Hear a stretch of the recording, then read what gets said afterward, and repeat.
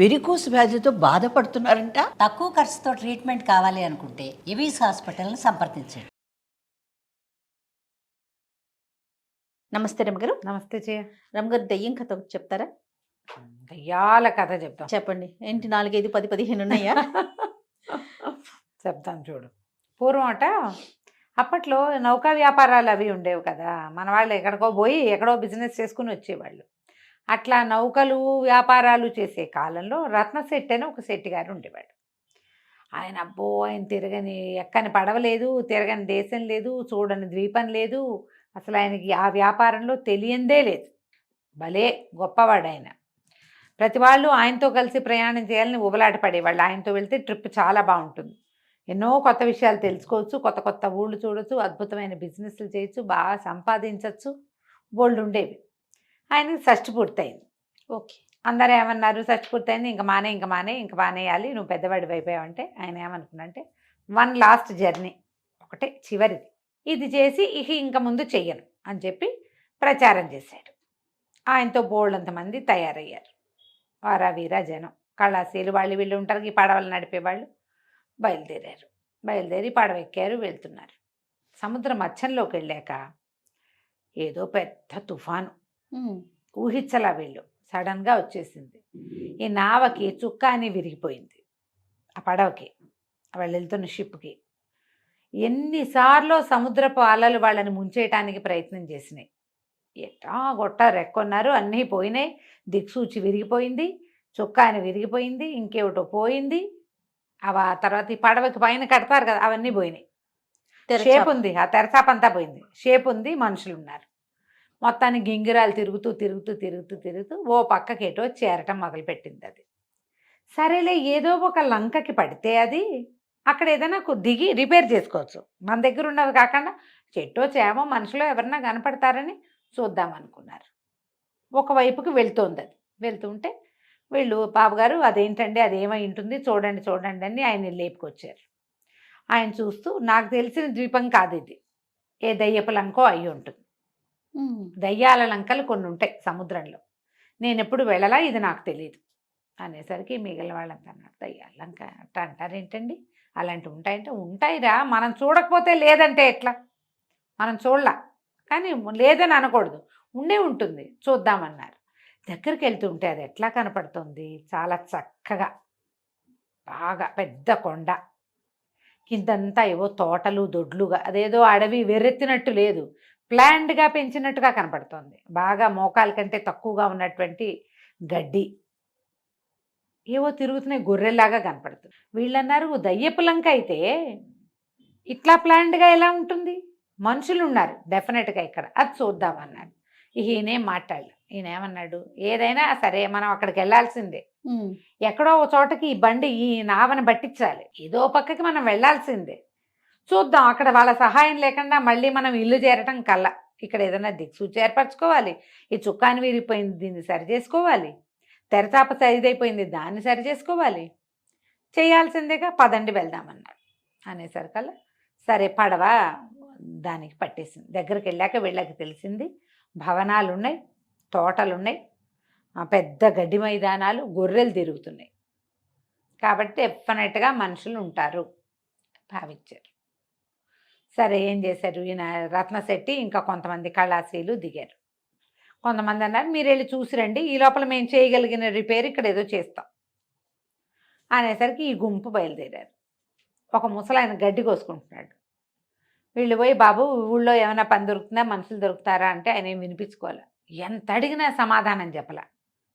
వీళ్ళకి అర్థం కాలేదు. ఇంకా ముందుకెళ్ళారు. ఎవరో కుర్రాడేమో ఇట్లా సామాన్లు మోసుకొస్తున్నాడు. వీళ్ళు ఏం పలకరించినా వాడు మాట్లాడలా.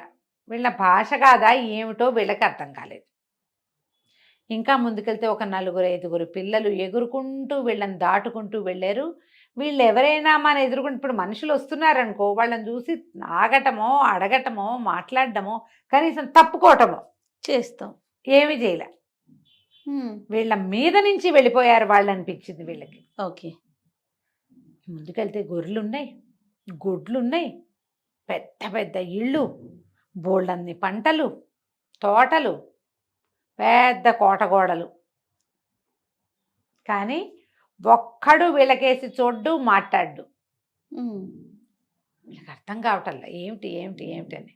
ముందుకెళ్ళేసరికి ఆయనకు అనిపించింది, ఒరే ఇది దయ్యాలంకే, వీళ్ళెవ్వరూ మనుషులు కాదు, వాళ్ళకి మనం కనపట్టలేదు. సరే చూద్దామని ఆ కోట దాకా వెళ్ళారు.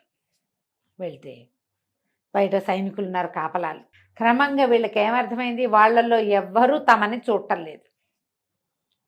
దారిలో చెట్లు కాయలు కనపడుతున్నాయి, కోసుకుని తిన్నారు, ఎవ్వరు ఏమంటలే.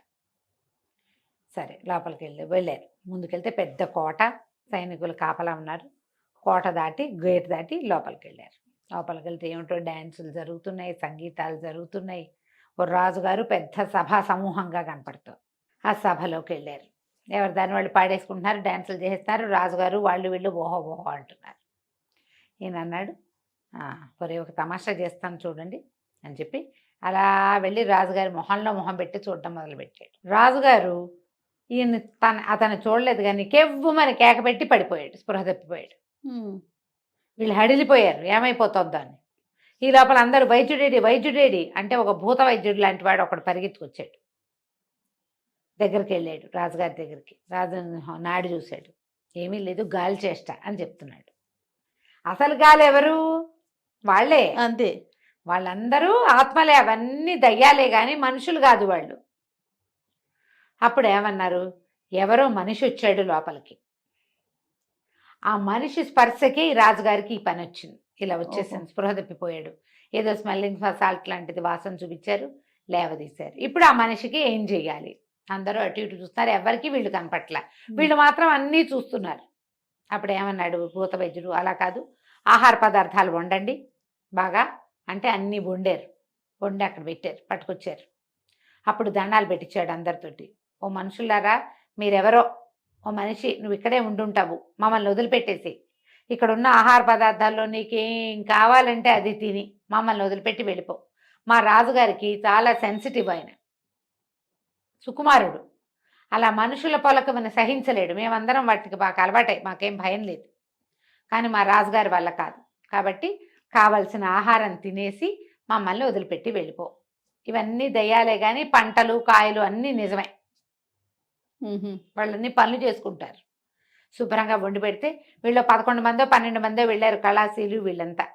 శుభ్రంగా ఆకులు వేసుకుని జామన ఉన్నదంతా శుభ్రంగా తినేశారు. తిన్నారు. అక్కడి నుంచి ఈ మొత్తం కోటంతా తిరిగి తమకి చుక్కానికి కావలసిన వస్తువులన్నీ సేకరించుకున్నారు. ఈ ఆహారం ఇంత మూట కట్టుకున్నారు. అక్కడ ఉన్నారుగా కొంతమంది, అన్ని మూటలు మోసుకెళ్ళారు.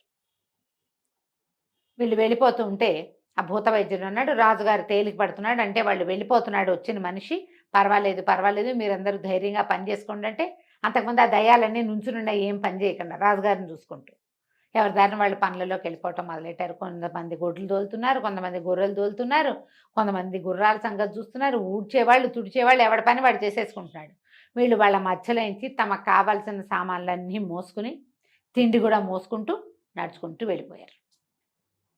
వెళ్ళి పడవ దగ్గరికి వెళ్ళాక ఆ సామాన్లతో రిపేర్లు అయినాయి కానీ తిండి మూటలు ఊడదీస్తే అందులో ఏం లేవు, ఇంతంత పిండాలు ఉన్నాయి. అవి ఆహారం తిన్నదే. అక్కడ వీళ్ళు ఏం తిన్నారో తినేశారు. పట్టుకొచ్చిన దాంట్లో ఏది వీళ్ళకి తినడానికి రాలేదు. చెట్లకు కోసారు కాయలు, అవి మాత్రం ఉన్నాయి. సరే వీళ్ళు ఏం చేశారు, కిందకి దిగి మళ్ళీ కట్టెలు అవి ఇవి కట్టుకొట్టుకుని అవి తెచ్చుకున్నారు లోపలికి. చుక్కానికి కావాల్సిన రిపేర్ అంతా చేసుకున్నారు. లోపల సామాన్లలో ఎప్పటివో పురాతన సామాగ్రి, దయ్యాలు వాడవు పెట్టవు, వాటిని దిక్సూచులు అవి ఉన్నాయి. ఇక్కడికి పడవల్లోనే వచ్చేవాళ్ళు, వాళ్ళు బహుశా అంతా చచ్చిపోయారు, ఏనాటిదో అది. సరే ఆ దిక్సూచి కూడా ఒకటి పట్టుకొచ్చుకున్నారు. వచ్చాక చూసుకుని తమ ఊరు ఏ వైపు ఉందో ఆ వైపుకి ప్రయాణం మొదలుపెట్టి నిదానంగా వెళ్ళిపోయారు. ఊరు చేరాక మేము దయ్యపు లంక చూసాం, అందులో ఇలా ఉంది అలా ఉందని రోజుల తరబడి చెప్పుకున్నారు వాళ్ళు. కానీ మళ్ళీ ఇంకా ఏ ప్రయాణంలోనూ వాళ్ళు ఆ లంకని చూడలేదు.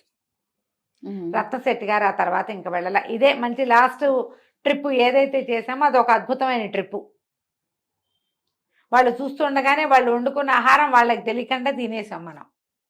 అది ఎంత బాగుంది ఎక్స్పీరియన్స్, అద్భుతమైన ఎక్స్పీరియన్స్. మనం భయపడలా, అవి భయపడ్డాయి మన చూసి. అంతే. రాజుగారు స్పృహ పెడిపోయాడు కదా.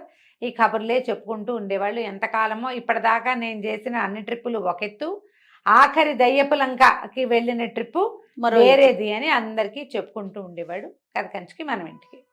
బాగుందండి. నమస్తే రమ్మగారు. నమస్తే.